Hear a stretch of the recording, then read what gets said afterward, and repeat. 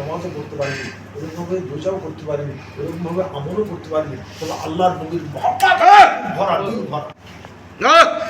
তার নবী বলেন বেশাক জান্নাতি, বেশাক জান্নাতি, তোমরা সময় জান্নাতি। কি বললেন? তোমরা আল্লাহওয়ালা মানুষকে বেশি বেশি ভালো করো। দুনিয়ার বুকে যাকে আল্লাহওয়ালা মনে করো, দুনিয়ার বুকে যাকে নেককার দিনদার মনে করো, দুনিয়ার বুকে যাকে মুত্তাকিন সালিহিন মনে করো, দুনিয়ার বুকে যাকে সাধু লোক মনে করো, দুনিয়ার বুকে যাকে মহৎ লোক মনে করো, দুনিয়ার বুকে যাকে মহান মানুষ মনে করো, তাকে বেশি বেশি মহব্বত করো, ওই লোক জান্নাতে যাবে, তার সঙ্গে তোমরা বিনা হিসাবে জান্নাতে চলে যাবে। আল্লাহর দরবারে রুটি পানি যার পেটে গিয়েছে ওকে জাহান্নাম হবে না। উনি পাওয়া যেত না। কসবাক মোহাম্মদ শরীফ শেখ আব্দুল কাদের জিলানী রাদিয়াল্লাহু তাআলা বলেন, বাগদাদের বুকে না কাবিরা গুনাহগার না সগীরা গুনাহগার কোনো কবরে মুনকির নাকির ফেরেশতা যাবে।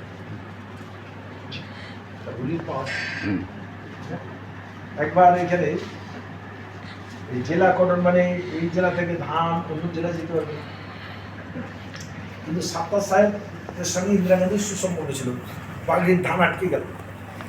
সাত্তার সাহেব যে ইন্দিরা গান্ধীকে বল থানা করো, যেমন ইন্দিরা গান্ধী বলে, ইন্দিরা গান্ধী বলছে তুমি আপনি কটা থানার কর্ম উঠিয়ে দিতে চান, তটাই আমি উঠিয়ে দিই।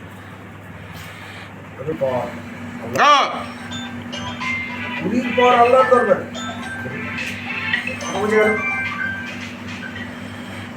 মানুষ বিপদে পড়েছে, তো আইনে দণ্ড হয়েছে। কার অসিলায় যাবে? এমএলএ অসিলায় না, বিপদে পড়ে গেছে, তারপরও বুঝে দেবে এটা মন্ত্রীর লোক বাপ, মুখ্যমন্ত্রীর লোক বাপ, এরকম কি আল্লাহ লোক জীবনের আল্লাহ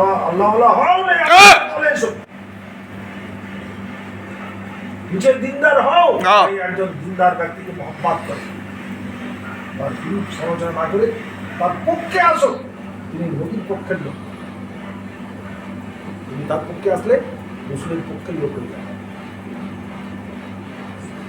উম্মতে মুহাম্মদ আল্লাহর বান্দা মরণ হবে ইমানের সাথে, খবর আসলে ভাবনা থাকবে, পরপারে ভাবনা থাকবে না। ভাইজান একটা নাচ পড়ে